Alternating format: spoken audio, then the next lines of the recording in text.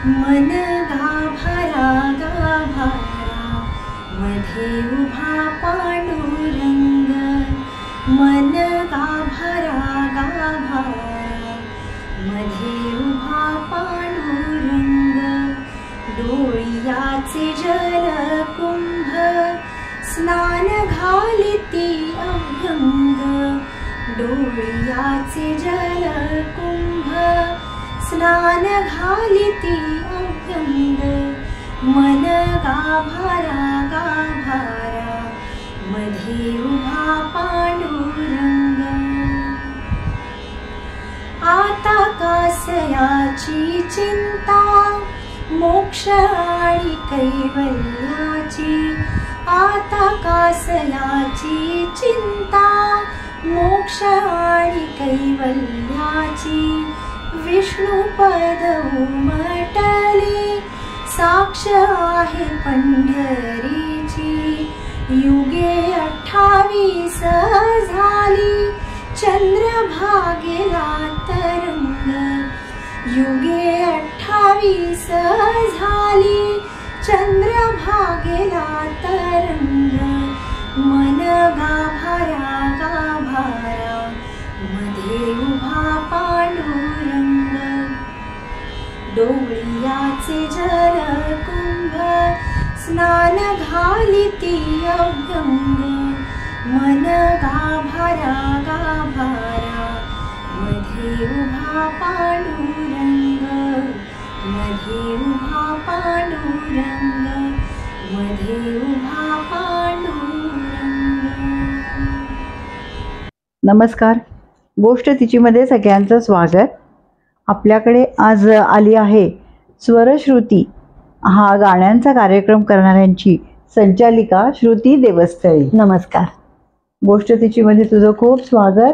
धन्यवाद. आणि आम्हाला आज खूप छान वाटतंय की आम्हाला एक सुरेल आवाजामधली मुलाखत ऐकायला मिळणार आहे, गोष्ट ऐकायला मिळणार आहे.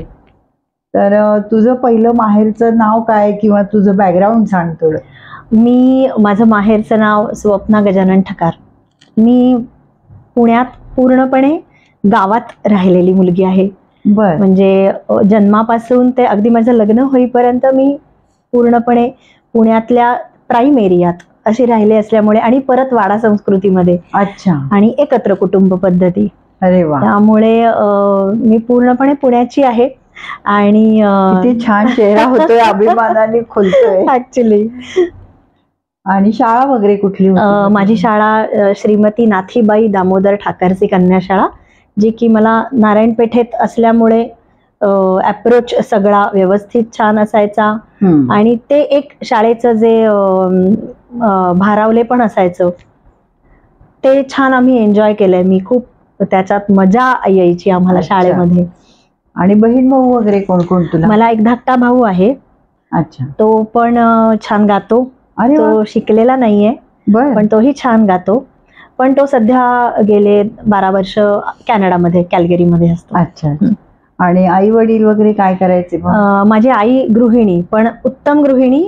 पण तिने पण मस्त नंतर आम्ही जसे जसे मोठे झालो दोघं जण, तसं तिने एका छोट्याशा फर्म मध्ये काम करायला सुरुवात केली. तिथलं छोटंसं सांभाळायची ऑफिस ती. गणपत्ते म्हणून होते त्यांचं, पॉलीमेकर्स असं होतं ते. तर ते तिने ते सुरुवात केली. रबरी शिक्क्यांचं एक गावातच बेडेकरांचं दुकान होतं, तिथे पण ती तिथलं सगळं मॅनेज करायची. पण तिने तिचं गृहिणीपद आणि ऑफिस असं दोन्ही छान नंतर सांभाळलं होतं. आणि आजी होती, आता ती नाहीये, पण आजी आहे माझी. आणि आजोबा, वडील माझे येरोडा प्रिंटिंग प्रेस मध्ये प्रूफ रीडर म्हणून काम करायचे. ओ बर. ते आता रिटायर्ड आहे. बर बर. पण दरम्यानच्या काळात त्यांनी माझ्या जन्मापासून फक्त प्रिंटिंगचा स्वतःचा जनता एंटरप्राइजेसचा स्वतःचा बिझनेस सुरू केला, जो ते आत्ता 75 पर्यंत तितक्याच उमेदीने करतात. अरे वा. तितक्याच. आणि स्वतःच आहे त्यांचा. आणि या सगळ्यात आई पण त्यांना. अच्छा. आई, मी, भाऊ, माझ्या दोन्ही चुलत बहिणी, मी एकत्र कुटुंब असल्यामुळे ते सगळं आम्ही छान सांभाळायचो. छानच. आणि मला सांग, हे तुझं गाण्याचं जे आहे तर ते लहानपणापासून शिकलीस, कानावर पडलं का काय? अगदी खरं सांगायचं तर माझ्या आईचं स्वप्न. बर. आई छान गाते, आता वय झालं म्हणून तिचं ते कमी आहे, पण ते जे गाण्याचं प्रेम आहे किंवा गाण्याची आवड आहे ती अजूनही तिची तेवढीच छान आहे, की ती कधी ना कधीतरी एखादं गाणं छोटंसं टाक, आम्हाला ग्रुपमध्ये टाक, आता अरे वा. व्हॉट्सअप असल्यामुळे हो तिला आवडतं. सो तिने मला मी जेव्हा बालवाडीत शिकायला जायचे तिथलं एक छोटंसं गॅदरिंग होतं, त्याच्यात तिने मला या लाडक्या मुलांना बर सुमनताई कल्याणपूरकर यांचं मला तिने शिकवलं होतं. बर तर ते गाणं सुरू झालं, शिकवलं तिने, बसवून घेतलं माझ्याकडनं आणि ते गाणं इतकं सगळ्यांना आवडलं. तेव्हा मी शिकत नव्हते. बर मग आईने मला तिथेच गावातच गांधर्व महाविद्यालय, हो अजूनही तिथेच बरोबर. आहे ते, हो. पण तिथे मला तिने क्लासला घातलं. बर किती वर्षाची होती तेव्हा तू? मी 6.5 असेन, अरे किती लहानपणी. फार तर 7 असेन, पण लहानच होते. हो, तेच. बालवाडीत नुकतीच हे झालं होतं माझं, आणि ते तिला कळलं की ही चांगली गातीये, हिला आवडतंय, आवाज छान आहे, सगळे म्हणायचे. हो बरोबर. कधीही कोणी मला सांगितलं ना की जा गाणं म्हण गं आमच्यासाठी एखादं, एक छोट्याशा आमच्या फंक्शन मध्ये कोणी भेटलं लग्नात वगैरे, हो उठून जाऊन व्यवस्थित मी उभं राहून गाणं म्हणायचे न लाजता. हो म्हणजे एवढ्या लहानपणी हा, समाधीपणा होता समाधीपणा तो. ते तिने ओळखलं. बरोबर. सो तिने घातलं मला गाण्याला. आजी माझी त्यासाठी खूप फॉर होती आईला, नाही जाऊ दे अच्छा. तिला. आजीला पण गाण्याची आवड आजीला होती का? गाण्याची आवड होती. बर बर. ती पण भजनाचा आणि असं गायची आवडतं, तिला आवडायचं.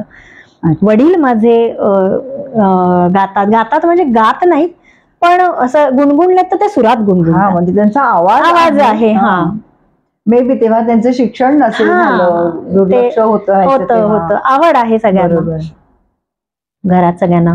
माझ्या आईची आई शास्त्रीय संगीत शिकली होती. अरे वा तिने तिचा तानपुरा मला नंतर दिला होता, वा किती छान. की तू शिकतेस ना, तर म्हणजे दोन्ही आज्यांमध्ये गाणं आणि हे असल्यामुळे तुझ्यामध्ये ते नक्कीच आलेलं आहे.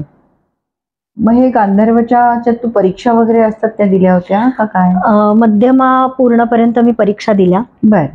मग नंतर माझा जास्तीत जास्त कल हा सुगम संगीत, उपशास्त्रीय संगीत याच्यामध्ये होता. नंतर ते माझं शास्त्रीय संगीत शिकत होते मी, पण मी परीक्षा पुढच्या नाही दिल्या. बर. पण मध्यमा पूर्णपर्यंत मी नेटाने ते आईने माझ्याकडनं करून घेतलं, मी केलं. बरोबर. आणि मग कॉलेजमध्ये वगैरे जायला लागले तेव्हा पण तुझं क्लास चालू होता? हो हो. तेव्हा मी माझ्या शाळेच्याच माझ्या गुरु डॉक्टर माधुरी जोशी, ज्या पंडित जितेंद्र अभिषेकी यांच्या शिष्या. हो बर. तर शाळेत असतानाच मला त्यांच्याकडनं खूप नवीन गाणी शिकायला मिळाली. त्या समूहगीत स्पर्धांमध्ये, काव्य वाचनामध्ये आम्हाला भाग घ्यायला लावायच्या. त्या स्वतः चाली लावायच्या. बर. विवा शिरवाडकरांच्या, वसंत बापटांच्या, अरे वा, गदिमांच्या, शांताबाईंच्या, अशा त्या कविता शोधून काढायच्या, त्याला चाली लावायच्या. किती छान ना. आणि ते जे साहित्याचे संस्कार आहेत ते आम्हाला त्यांच्याकडनं मिळाले. बरोबर. काय वाचायचं, काय ऐकायचं, तर हे त्यांनी आम्हाला, म्हणजे डॉक्टर माधुरीताईंनी मला हे जास्त घडवलं म्हणतात एखाद्याला, Exactly, तसं ते संस्कार झाल्यामुळे. करेक्ट. आणि स्वतः चाली लावायच्या, आणि ते आम्ही बक्षीस मिळवायचो आम्ही त्याच्यात. बरं, स्पर्धांमध्ये वगैरे स्पर्धांमध्ये. हो. बरं. त्यामुळे त्यांनाही उत्साह यायचा हो. की अरे बक्षीस मिळतंय, आपल्या चाली पण मुली छान पुढे जात आहे. तर आणि मग त्याच म्हणाल्या की मग तू माझ्या त्यांच्याकडे मुली ज्या शिकायला यायच्या, तर तू येशील का, तू पण यायला लाग. असं मी त्यांच्याकडे साधारण 9वी 10वीत असताना मी त्यांच्याकडे जायला लागले. अच्छा. गाणं शिकायला. आणि मग कॉलेजला कुठल्या होतीस? मी आपल्या कर्वे रोडच्या आबासाहेब गरवारे महाविद्यालय, बर बर, तिथे मी. पण मग कॉलेजला गेल्यावर गाणं कंटिन्यू राहिलं? हो हो हो. तिथे आमचा आगम कला मंडळाचा छान ग्रुप आम्हीच सुरुवात केली. अरे, प्राध्यापिका डॉक्टर आरती दातार यांच्या अंडर आम्ही ते सगळं आम्ही तिथल्या त्यावेळी मुलांनी सुरू केला.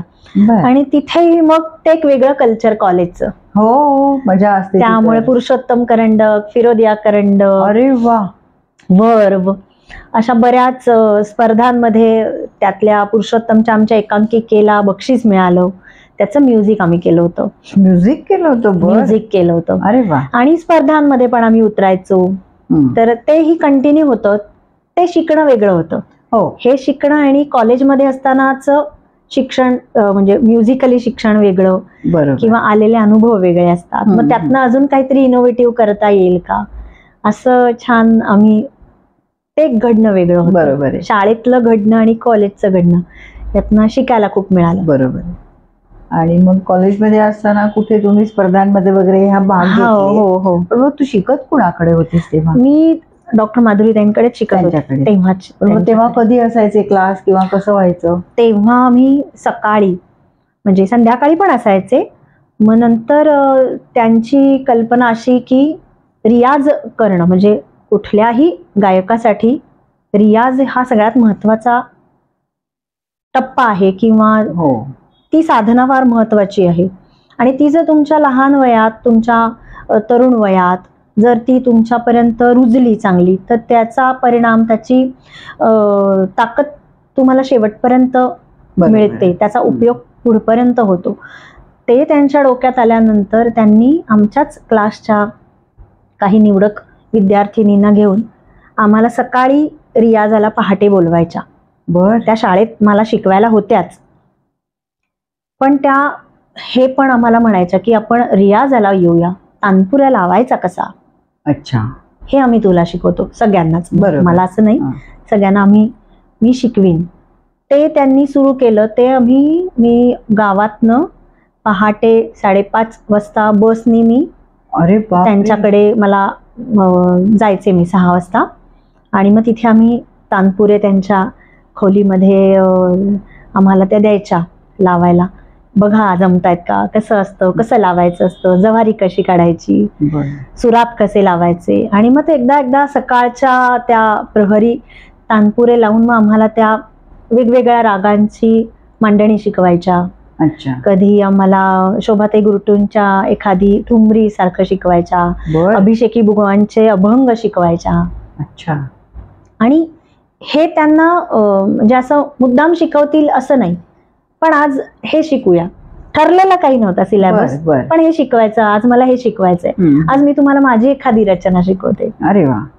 त्यामुळे ते असं वेगवेगळे प्रकार आम्हाला ते शिकवायच्या. अच्छा. तराणा शिकवतील. आता हे माधुरीताईंकडे क्लासिकल फक्त शिकवायच्या त्या का? आता तू भजनं वगैरे पण म्हणालीस, तर त्यांचं काय असायचं सिलेबस की असं नाही, पण शिकवण्याची नाही. तर त्या क्लासिकल तर शिकवायच्याच, पण ज्याला जे आता मी त्यांना स्वतःहून म्हणलं होतं की मला काही असं खूप क्लासिकल मध्ये करिअर नाही करायचं. क्लासिकल त्याच्या रियाज तर ठीक आहे, पण क्लासिकलच्या मैफल वगैरे करायचं नाही. मला जास्त सुगम संगीत, लाईट म्युझिक, उपशास्त्रीय संगीत ह्याच्यात माझा इंटरेस्ट जास्त आहे. त्या अनुषंगाने त्यांनी आम्हाला रियाज शिकवला, करूनही घेतला. खर्जाचे रियाज, तारसप्तकाचे रियाज, त्याच्या अनुषंगाने येणारी गाणी, मग हे गाणं घेऊया, हे गाणं शिकूया, असं त्या करून घ्यायच्या आमच्याकडनं. म्हणजे प्रत्येकीचा कल बघून शिकवायच्या. मग आता हे माधुरीताईंकडचं शिक्षण चालू होतं, तुझं कॉलेजचे कार्यक्रम आणि करंडक चालू होते. मग ह्याच्यानंतर तू काही नोकरी वगैरे केलीस का? काय नोकरी नाही, माझी पहिल्यापासून मला नोकरी करायची अजिबात इच्छा नव्हती. कारण पूर्णपणे वेळ म्हणा किंवा आवड म्हणा, कल म्हणा, पूर्णपणे माझा गाण्याशी, संगीताचाच होता. घरात पण मला सपोर्ट होता यामध्ये. म्हणजे आई बाबांनी कधी मला हे करू नको, ते करू नको असं कधीच नाही म्हणाले. आणि मी कॉलेजमध्ये असताना क्लास घ्यायचे. जाऊन शिकवायचे फक्त मी. अच्छा. कॉलेज झालं की दुपारी मी गाडीवरनं किंवा बसनी, सुरुवातीला बसनी, मग नंतर गाडीवर मी 4-5 छोट्या मुलांना शिकवायला जायचे, गाणं शिकवायला. हो. आणि मला कॉलेजमध्ये मी आर्ट्सला होते. मला माझा सब्जेक्ट होता स्पेशल भूगोल. तो घेऊन मी BA झाले. आणि त्याच्या मागचं खरं कारण म्हणजे मला फिरायला खूप आवडतं. मला वेगवेगळी ठिकाणं बघायला खूप आवडतात. मग तुम्हाला निसर्ग असा विषय. सो आम्हाला ते असायचं त्याच्यामध्ये की भौगोलिक परिस्थिती असू दे. मग मी त्या दरम्यान मला फिरायला मिळतं या एका याच्यासाठी भूगोल घेतलं. आणि ते मला करता पण आलं पुढे. पण पुढे मला गाणं हेच करण्याचा विचार असल्यामुळे मी त्याच्या पुढे काही केलं नाही. बरोबर आहे. पण मग नंतर तुझं लग्न वगैरे झालं? हो, लग्न झालं. हो, लग्न झालं. ते सुद्धा इतकं म्हणतो ना आपण योगायोग, की घरचे जे माझे मिस्टर, माझे सासूबाई, माझे सासरे, माझी नणंद BA विथ क्लासिकल म्युझिक आहे. अरे SNDT मधून. सासूबाई उत्तम गातात. त्या सातारा रेडिओ आकाशवाणीवर गायल्या आहेत. अच्छा. त्या उत्तम सुगरण आहेत. माझे सासरे, माझे आजे सासरे हार्मोनियम वाजवायचे. माझ्या सासूबाईंच्या आई उत्तम कीर्तन करायच्या, उत्तम हार्मोनियम वाजवायच्या. एवढं छान गाण्याचं आणि माझं इकडचं म्हणजे हे आपण म्हणतो ना की एक भाग्यवान होते ह्या बाबतीत आपण, की दोन्हीकडनं तितकंच सपोर्ट असलेलं आपल्याला कुटुंब मिळावं. बरोबर आहे. आणि ते मला अजूनही तितक्याच ताकदीने माझ्या पाठीशी उभी आहेत सगळेच. मग लग्नानंतर वगैरे काय कार्यक्रम गाण्याचे? हो, मी गाण्याचे कार्यक्रम करायचे. मिस्टर हार्मोनियम वाजवायचे. त्यामुळे तर कधी मला प्रोग्राम करायची वेळ आणि मी बाहेर गेले तर अडवणूक कधीच झाली नाही, कारण त्यांच्या याच एका गोष्टीवर माझं लग्न ठरलं होतं. बरोबर आहे. की मला गाणं करायचंय, मला तेवढा सपोर्ट फक्त मिळावा अशी माझी अपेक्षा होती. एवढं छान गाणारं फॅमिली मिळाल्यावर काय प्रश्न? हो. तुला सासर इतकं छान मिळालं, गाणारं मिळालं. मग आता घरी म्हणजे तुझ्या मुलगा मुलगी काय तुला? मला एक मुलगी आहे, श्रेया तिचं नाव. बस. तिला पण उत्तम संगीताची जाण आहे. अरे वा. आणि तिचा सगळा कल जास्तीत जास्त हा कथक नृत्याकडे.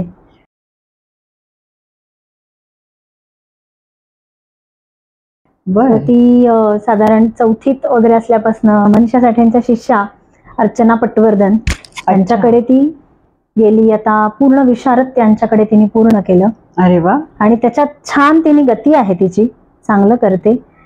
थोडं स्वतःच पण काही चालू असतं, थोडी छोटी कोरिओग्राफी असं करत असतं. अरे वा, छान. पण तेवढीच तिला गाण्याची पण जाण आहे. तिने ठरवलं तर तेही करता येईल. नाही, गाणं तर येणारच. दोन्ही तुमची घराणी इतकी गाण्यामध्ये आहे. हो. आणि मला मुख्य आता सांग की तुमचं हे स्वरश्रुती कसं काय चालू झालं?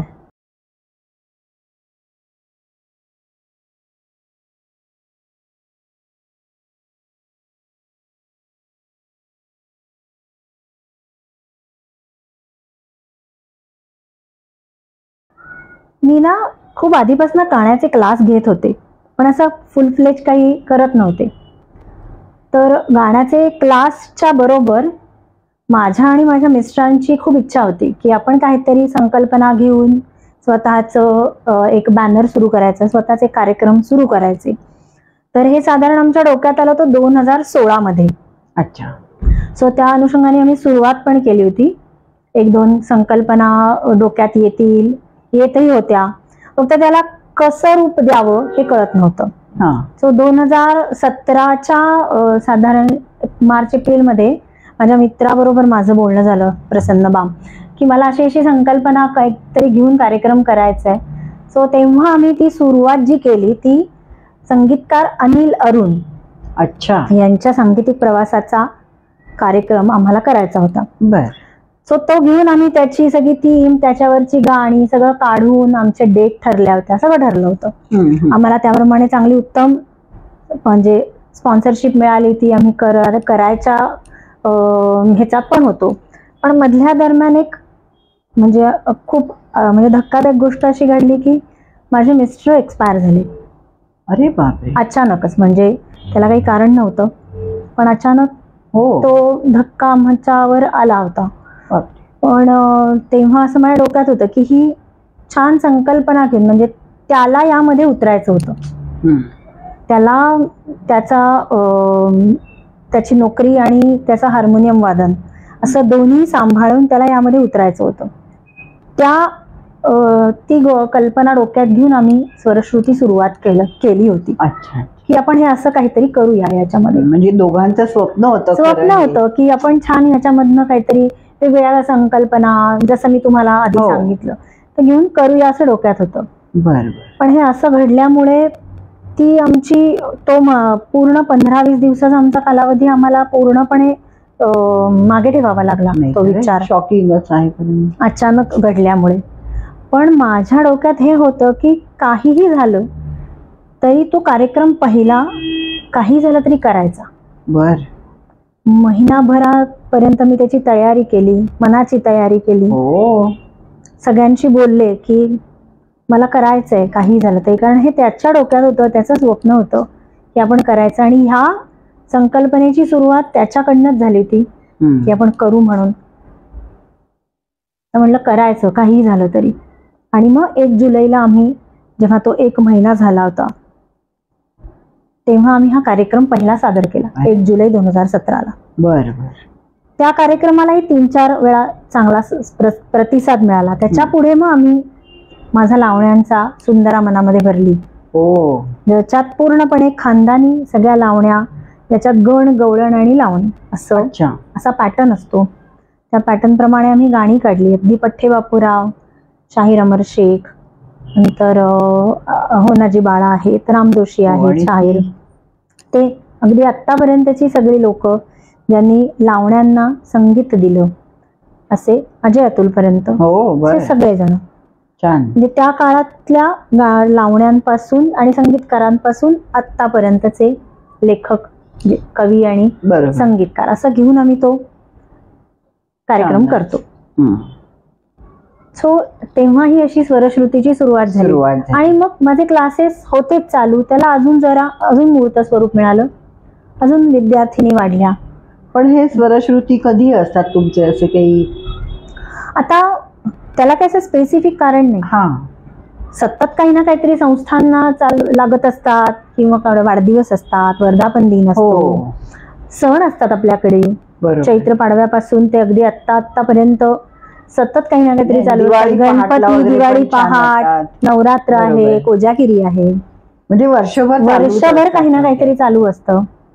रामनवमी, हनुमान जयंती, आणि त्या ह्याच्यावर, त्या संकल्पनेवर आधारित मग आम्ही त्यावेळेला तो कार्यक्रम सादर करतो. तुम्हाला वर्षभर एकंदर हे सगळं, त्यामुळे सतत काही ना काहीतरी चालू असतं वर्षभर. बरोबर. वेगवेगळ्या संकल्पना घेऊन कार्यक्रम, जसं गीत रामायण आहे. गीत रामायण असा विषय म्हणजे सगळ्यांच्याच जिव्हाळ्याचा विषय. मी माझ्या लहानपणी असताना, आजी, माझी वडिलांची आई, मला घेऊन जायची. एक भिडे म्हणून होत्या, तर वाड्यात त्या रामनवमीच्या 9 दिवसामध्ये गदिमांच्या गीत रामायणाचं वाचन करायच्या. आणि मी किती 8-9-10 वर्षाची असेल, 3री-4थीत असेल. आजी मला संध्याकाळी त्यांच्याकडे घेऊन जायची ते ऐकायला. पण तेव्हा हे माहिती नाही ना की हे गदिमांचं त्यांनी लिहिलेलं हे गीत रामायण आहे. तर ते असं एवढं जाड पुस्तक असायचं, आणि त्यातलं वाचून दाखवायच्या आणि गाणी म्हटली जायची. सो ती 56 गाणी त्यावेळेला मी अशी ऐकलीत, लाईव्ह ऐकलीत त्यांच्या तोंडी. त्या पण छान गायच्या. तेव्हापासून मी ते गीत रामायण माझ्या डोक्यात बसलं होतं. मी स्वतः गीत रामायणाचे करत नाही कार्यक्रम, पण मी गायला जाते. त्यामुळे ते कुठे ना कुठेतरी मला कायम तो कनेक्शन असतो. बरोबर. ते ऐकल्याचा, म्हणजे आपण म्हणतो ना, लहानपणी जे संस्कार होतात ते तुमच्या कितीही वयाने मोठे झालात तरी ते जात नाहीत, पुसले जात नाहीत ते संस्कार. तसे ते त्या गीत रामायणाचे संस्कार, म्हणजे मी तर म्हणेन तुझं कळण्याचं वय पण नव्हतं, तरी तुझ्या कानावर पडत असल्यामुळे ते तुला अगदी पूर्ण भिनलंय अंगात. अगदी. आणि मला वाटतं त्या काळी तर खूपच गीत रामायण ऐकलं जायचं, रेडिओवर काय, डायरेक्ट काय, करेक्ट खूप कार्यक्रम गीत रामायणाचे. बरोबर. त्यामुळे त्या संकल्पना घेऊन आम्ही कार्यक्रम करतो. गणपतीला गणपतीच्या वेळेचे, दिवाळी पहाट असते त्यानिमित्ताने. हल्ली ते एक नवीन सुरू झालंय की दिवाळी पहाट, पाडवा पहाट, भाऊबीज पहाट. सो आम्ही पण वेगवेगळ्या त्यामुळे संकल्पना. पण खरंच ती जी सुंदर पहाटेची वेळच इतकी छान असते. म्हणजे मगाशी तू क्लासचं उदाहरण दिलं की सकाळी तंबोरा लावायला शिकवायच्या, तर तो जो प्रहर असतो तो इतका सुंदर असतो. अगदी छान. आणि मला सांग की तू आता सध्या क्लासेस वगैरे पण घेतेस का? क्लासेस, हो. बर. कितवीच्या मुली किंवा काय? माझ्याकडे 5 वर्षापासून ते 65 वर्षापर्यंतच्या. अरे बापरे. अशा एक साधारण 30 जणी आहेत. हो. बर. पण मग काय करतात त्या अशा, म्हणजे क्लासिकल शिकणाऱ्या वगैरे अशा आहेत का, नोकरी वगैरे करणाऱ्या असतात? नोकरी करणाऱ्या पण आहेत आणि इंजिनिअरिंग आणि डॉक्टर, हा, CA अरे वा, आणि स्वतःचं घर सांभाळणाऱ्या पण, आणि शाळेत शिकणाऱ्या मुली पण. म्हणजे त्यांना पण तितकंच आवडतं क्लासिकल रियाज. मी पूर्ण क्लासिकल नाही शिकवत, पण जे बेसिक आहे क्लासिकल शास्त्रीय शिकणं, कुठलंही गाणं म्हणायचं असू दे, तुम्हाला सुरांची जाण, ज्ञान, त्याची बेसिक माहिती आणि रियाज कुठल्याही गाण्यासाठी हे आवश्यक आहे. सो माझी आत्ताची गुरु जी सुगम संगीतात मला आत्तापर्यंत गेली 2013 पासून ते आत्तापर्यंत पूर्णपणे मार्गदर्शन करते, ती म्हणजे गुरु अपर्णा संत. ओ, अरे वा. ती जे काही आम्हाला शिकवते त्यातलंच थोडंसं ज्ञान जे मला कळतं ते मी माझ्या छोट्या मोठ्या सगळ्या विद्यार्थिनींना द्यायचा प्रयत्न करते. बर.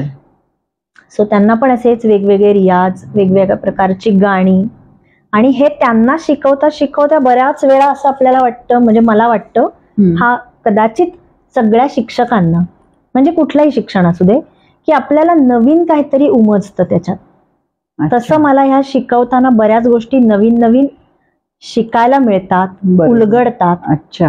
गाण्यांसंदर्भातले संदर्भ, गाण्यांचे ते वेगळे सुचायला लागतात. थोडंफार वाचन केलं जातं त्या निमित्ताने, कवितांचं, हिंदीचं, किंवा काही कथा असतात, आणि ते तुम्हाला तुमचं गाणं सादर करताना कसं उपयोगी ठरतं. शब्द, उच्चार हे किती महत्वाचे, खरंय, हे सगळं ती शिकवते, सांगते स्वतः, आणि त्याचा आम्हाला खूप उपयोग होतो. हो, आणि मला असं माहितीये की इतकी कौतुकाची गोष्ट आहे की ज्या ज्या गुरु तिला लाभल्या त्यांनी विचारले की तू माझ्याकडे शिकायला येशील का. हे खूप मोठं सर्टिफिकेट आहे तुझ्यासाठी. थँक्यू. येस. तर तुझ्या या विद्यार्थिनींचे पण तू काही प्रोग्राम्स वगैरे असे अरेंज करते? हो हो. अरे वा. आता एक साधारण 2020 पासून मी ते सुरुवात केली करायला. लॉकडाऊन होता त्यामुळे ते वर्ष मी फक्त घरात म्हणजे एक छोटा आमच्या सोसायटीचा रिकामा फ्लॅट होता. अच्छा. तर लॉकडाऊन असल्यामुळे बाहेर जाणं शक्य नव्हतं. जे लांब होते त्यांनी त्यांचे व्हिडिओ करून पाठवले होते. अच्छा. कारण मॉब जास्त किंवा खूप लोकांचा जमाव करायचा नव्हता, बंदी होती. हो.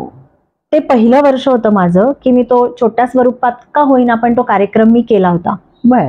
आणि छान सगळ्यांना, तेव्हा अशीच जनरल गाणी सगळ्यांनी गायली होती.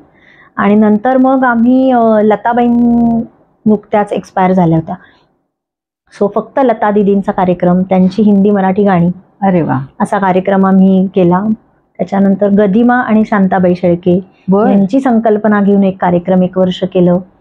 नंतर 1 वर्ष आम्ही हे केला पूर्णपणे मराठी गाण्यांचे प्रकार.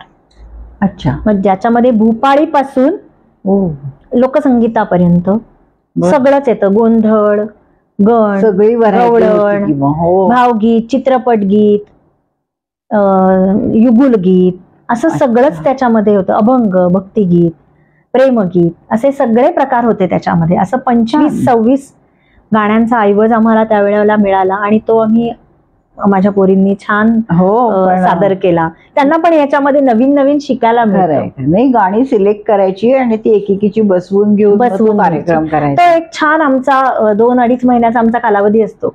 आम्ही सगळ्या जणी छान एन्जॉय करतो. मस्त सोहळाच असतो. खरंच पोरी प्रॅक्टिस करतात त्या की माझं गाणं छान व्हायला पाहिजे अशा ह्याच्याने. आणि मागच्या वर्षी मी केली ती शास्त्रीय संगीत म्हणजे रागांवर आधारित हिंदी मराठी गाणी. बर. वेगवेगळ्या रागांचा समावेश आपल्या चित्रपट संगीतात किंवा भावसंगीतात वापर केला जातो. तर ही पण वेगवेगळ्या रागांमधलं. तर असं दर 1 वर्षी मी वेगवेगळी संकल्पना घेऊन करते. अच्छा. कार्यक्रम. या सगळ्याच्या बरोबर तुझी रेकॉर्डिंग चालू असतात. तुला बरेचसे संगीतकार वगैरे बोलवतात रेकॉर्डिंगला? म्हणजे रेकॉर्डिंगला बोलवतात म्हणजे आमचा ग्रुप असतो काही वेगवेगळ्या प्रकारचे आम्ही रेकॉर्डिंग्स करतो, ज्याच्यामध्ये आत्ता मागच्या वर्षी रामाचं एक मोठं गाणं सलील कुलकर्णी आणि संदीप खरे यांनी केलं. त्याच्यात आर्या आंबेकर आणि स्वतः पंडित सुरेश वाडकर हे गायलेत.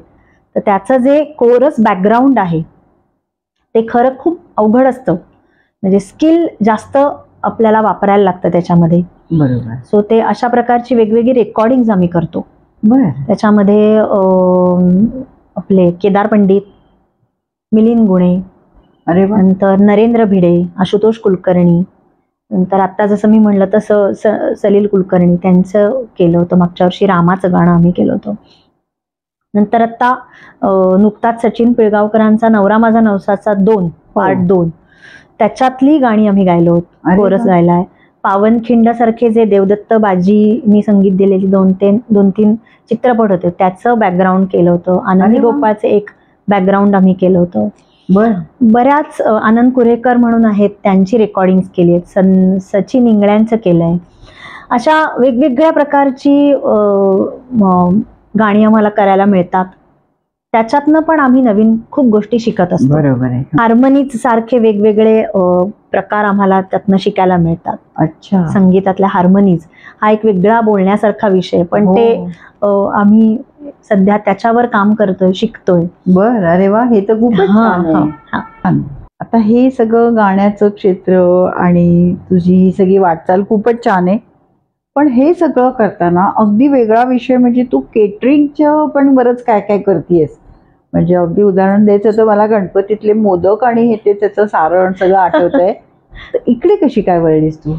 त्याला पण कारणीभूत आपण सगळे म्हणतो की आपल्याला एखादी गोष्ट करायची आणि कुठेतरी एक आपल्याला ब्रेक मिळतो, तो म्हणजे कोरोना. तर त्या काळात क्लासेसमध्ये म्हणजे माझे क्लासेस चालूच होते ऑनलाईन, पण माझाच मित्र जसं मी म्हणलं तसं त्यांचा आंब्याचा बिझनेस होता. सो तेव्हा त्यांनी आम्हाला विचारलं मला की असा असा आंब्याचा बिझनेस आपण करूया का? सध्या सगळंच शांत आहे, म्हणजे म्युझिकली सगळं शांत होतं, प्रोग्राम नाही, काहीच नव्हतं. सो हे करू शकतो का आपण? करून बघूया काय. घरात नुसतं बसण्यापेक्षा काहीतरी डोक्याला एक चालना मिळते, लोकांची गाठीभेटी होतील, अशा ह्याच्याने ती सुरुवात झाली आंब्यापासून. अच्छा. आणि मग त्यांचंच स्वतःचं कोकण प्रॉडक्ट आहेत, स्वादबाम गृह उद्योग म्हणून. सो मग ते एकीकडे ते सुरू झालं. त्याच्यात आपले साधे मसाले, मेथकूट, कुरडया, पापड, मिरगुंड, सगळे कोकणातले, सगळे कोकम सरबत, कोकण आगळ, अच्छा, आंबापोळी, फणसपोळी, असं सगळंच त्यांचा तो बिझनेस होता. सो आय जॉईन देम आणि त्यांचा चांगलं छान चालू आहे. सो मग ते वर्षभर त्यांचंही काही ना काहीतरी चालू होतच. सो मग मी त्यांच्या बरोबरीने मी पण त्याच्यात आले. बरोबर. मी यात करत काही नाही स्वतः, मार्केटिंग सोडून जे काही आपल्या गाण्यामुळे किंवा आपल्या बोलण्यामुळे जे काही लोक कनेक्ट झालेत आपल्याला, बरोबर आहे ना, त्यांना मी ते पोहोचवण्याचा प्रयत्न करते. अच्छा. आणि देवकृपेने ते खूप छान चालू आहे. लोकांचाही चांगला प्रतिसाद आहे. आणि माझ्या म्हणजे मी ज्यांच्या बरोबर हे करतेय सध्या, ते दोघंही राधिका बाम आणि प्रसन्न बाम यांच्या बरोबर हे मी करत असल्यामुळे ते छान चालू आहे. बरोबर. नाही पण प्रॉडक्ट्स खूप छान आहेत तुमची.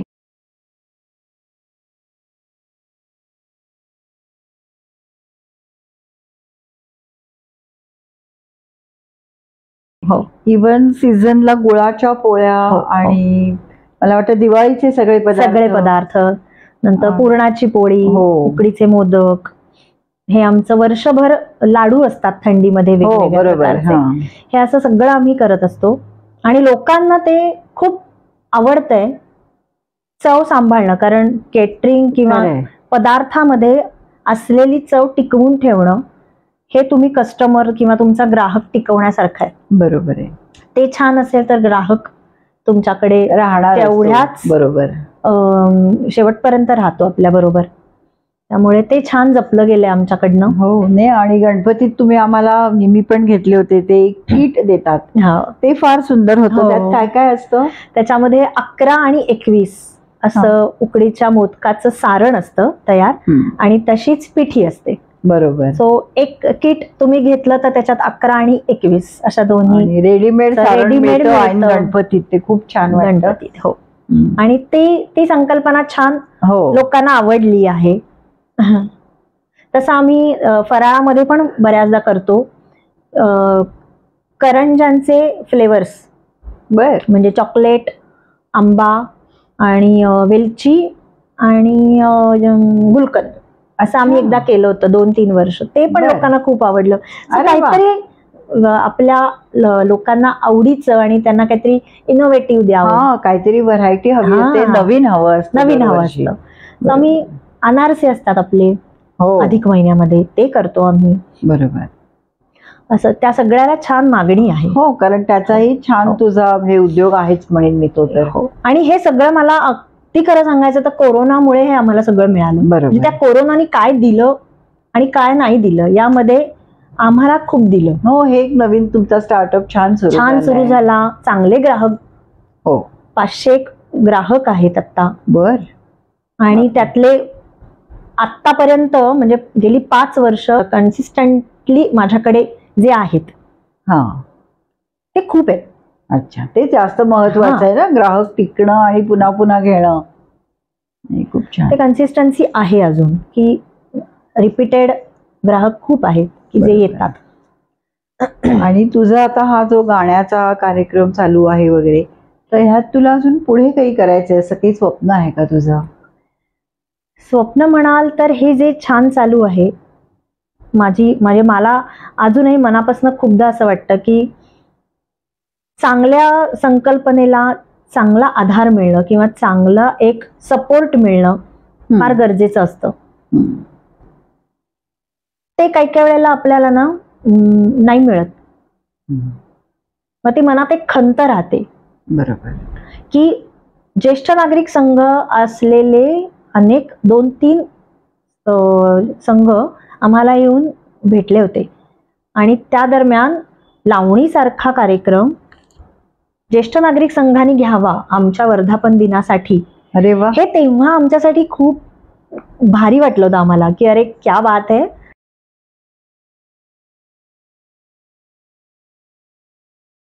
लावण्यांसारखा कार्यक्रम असे लोक म्हणजे ज्येष्ठ नागरिक असो का काही असो पण त्यांना ही संकल्पना आवडली. सो हे अजून छान खूप लोकांपर्यंत पोहोचावं. बरोबर. चांगले उत्तम माझ्याकडून उत्तम विद्यार्थी शिकले जावेत. मला उत्तम चांगलं काय काय लोकांना देता यावं. खाण्याच्या बरोबरीने आणि गाण्याच्या बरोबरीने. खाणं आणि गाणं दोन्ही. असं दोन्ही छान चालू राहावं. बरोबर. आणि गणपती बाप्पा आणि स्वामी पाठीशी आहेत आणि तीच आपली ताकद आहे. आम्हाला छोटासा काहीतरी सल्ला संदेश असं देशील का? खरं सांगायचं तर माझी ती पात्रता नाहीये.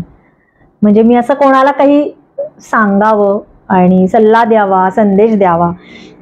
संदेश देणारे आणि सल्ला देणारे खूप आहेत ज्यांच्याकडनं आपण शिकण्यासारख्या. रादर मी त्यांचे सल्ले किंवा त्यांचे संदेश ऐकून किंवा त्यांचे अनुभव ऐकूनच बरोबर बदलायचा प्रयत्न करत असतो आपण. काही वेळेला आपल्यापेक्षा वयाने लहान असलेली व्यक्ती आपल्याला खूप शिकवत असते. मला तरी असेच अनुभव जास्त आलेत की माझ्यापेक्षा लहान असलेल्या व्यक्तींनी मला माझ्या या मार्गामध्ये खूप अजाणतेपणाने शिकवलंय. म्हणजे त्यांना बघून मी या गोष्टी करायला शिकले. तसं ते एक आहे. आणि म्हणजे मला कायम असं वाटतं की प्रत्येक व्यक्तीमध्ये ना जसे वाईट गुण आणि चांगले गुण असतात तसं आपण ते माहिती असतं आपल्याला की हे चांगलं आहे हे वाईट आहे. पण त्यातला जो खरा आणि चांगला गुण आहे ना तो आपल्याकडे कसा येईल हे कायम मी बघायचा प्रयत्न करते. वाईट राहतं बाजूला. त्यामुळे जे चांगलं दिसतं ना ते चांगलंच दिसतं. मग ते जे कोणाकडनं वाईट घेण्यापेक्षा चांगलं जर आपल्यामध्ये घ्यायचा प्रयत्न केला तर ते आपल्या व्यक्तिमत्वामध्ये आणि आपल्या कामामध्ये ते जास्त उपयोगी ठरतं. बरोबर. सो एखाद्याची सकारात्मकता असते की माझ्या समोर आलेलं संकट झेलण्याची ताकद आणि ती एक सकारात्मकता पॉझिटिव्हिटी आहे ती फार महत्वाची आहे. बरोबर आहे. तो आपण म्हणजे प्रत्येकाने हा माहिती आहे म्हणजे हे सगळ्यांना की सकारात्मकता तुम्हाला कुठपर्यंत पुढे घेऊन जाऊ शकते. बरोबर नाही, आणि जेव्हा संकट येतं तेव्हा तुम्ही खंबीरपणे उभं राहणं आणि पॉझिटिव्ह विचार तुमच्या मनात आणि कृतीत दोन्हीमध्ये येणं, बरोबर, हे खूप गरजेचं आहे. बरोबर. आपल्या या गोष्टी मध्ये एक शेवटचा प्रश्न असतो की तुझ्या मते स्त्री म्हणजे काय, शक्यतो एका शब्दात आणि मग थोडं विस्तृत करून असं सांग. स्त्री म्हणजे कुटुंब. बर. कारण कुटुंबच तिला ह्या सगळ्यामध्ये घडवत असतं. अगदी सुरुवातीला तुम्ही तुमच्या आईकडे राहत असता, माहेर असतं तुमचं, ते म्हणजे लग्न झालेल्या स्त्रीसाठी ते माहेर असतं, ते आईचं घर असतं. त्याच्यानंतर तुमचं सासर, आणि नंतर तुम्ही पुढच्या आयुष्यात म्हणजे तुमच्या प्रौढावस्थेमध्ये जेव्हा जाता तेव्हा तुमच्या मुलीचं, तुमच्या मुलाचं, सगळ्यांशी असलेलं हे कुटुंबाचं जे एकत्रीकरण असतं ना, ते तुम्हाला वेगवेगळ्या आघाड्यांवर जगायला शिकवतं. म्हणजे माझी आई, तिची आई, माझं आजोळ, तिने तिच्या आईकडनं शिकलेलं ती मला देते. बरोबर. म्हणजे तिने तिच्या कुटुंबामध्ये असताना जसं शिकली, जसं तिला संस्कार मिळाले ते तिने आमच्यावर केले, ते ती पुढे देत असते. आणि मला जे त्यांच्याकडनं आलेले संस्कार आहेत ते मी माझ्या पुढच्या पिढीला देत असते. बरोबर. आणि हे संस्कारच आपली संस्कृती टिकवून ठेवणार आहेत. अगदी खरं आहे. म्हणजे मी माझ्या मुलीला जे संस्कार पुढे देईन ते ती पुढे तिच्या पोरांना देणार आहे. बरोबर. आणि ह्यातनच आपली संस्कृती, हिंदू संस्कृती पुढे कायम राहणार आहे असं मला वाटतं. बरोबर, एकदम बरोबर.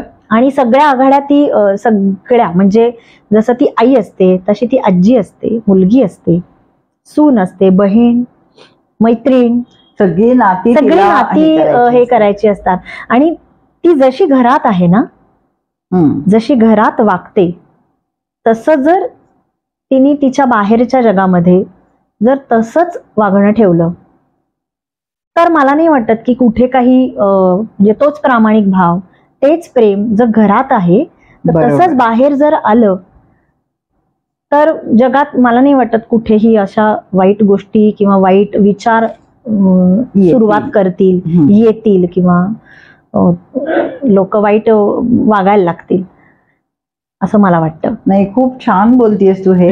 कारण खरं आहे की प्रत्येक जण जसं घरी खरा वागतो तसं खरं तुम्ही बाहेर पण वागा, मग काही प्रश्नच नाही, सगळं जग सुंदरच होईल. खरंय असं मला वाटतं. मी हे काही कुठल्या पुस्तकातलं वाक्य नाही, कळतंय. त्यामुळे मला जे वाटतं की आपण जे घरात वागतो बरोबर तसं बाहेर वागलो तर नक्कीच नथिंग लाईक दॅट. खरंच मस्त, एकदम छान गोष्ट तिची मध्ये तू आलीस आणि एवढ्या छान गप्पा मारल्यास, तर आम्हाला एक छान छोटस झलक म्हणून गाणं पण ऐकवशील का? नक्की.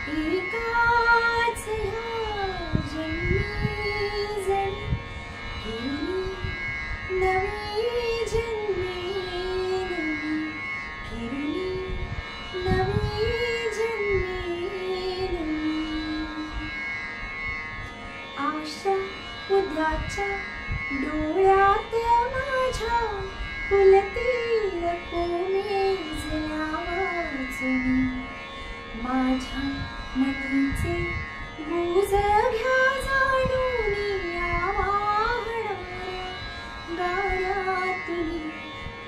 आशा उद्याच्या डोळ्यात माझ्या फुलतील कोमेजल्या वाचून, माझ्या मनीचे गुज घ्या जाणून या वाहणाऱ्या गाड्यातून.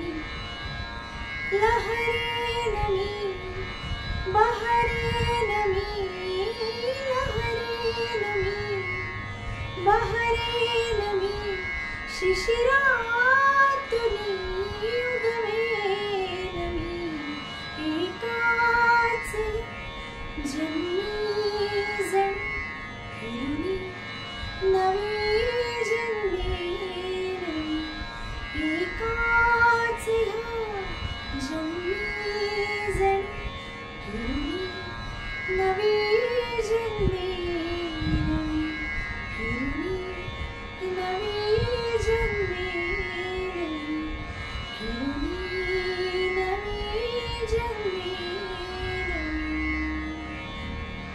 आणि अगदीच त्याच्या आधी सुरुवातीला मी तुमचे खूप मनापासून आभार मानते की आज मला माझं करिअर किंवा माझा जो काही जीवनातला माझा काळ आहे, आपण एक सिंहावलोकन करतो असं म्हणतो ना, तसं आज तुम्ही मला करायला भाग पडलात. वा, धन्यवाद. आणि किती छान बोलतेस. आपण काय काय केलं हे आठवून आता मला काय करायचंय ह्याच्यासाठीचा हा माझा अभ्यास होता की आता माझं हे करून झालंय बरोबर. आणि मला आता ह्याच्या पुढे काय करायचंय ह्याच्यासाठीचा एक वेगळा सिलेबस दिलात तुम्ही मला. हो ना. Thank you so much. थँक्यू. अशाच प्रेरणादायी गोष्टी ऐकण्यासाठी बघत रहा गोष्ट तिची.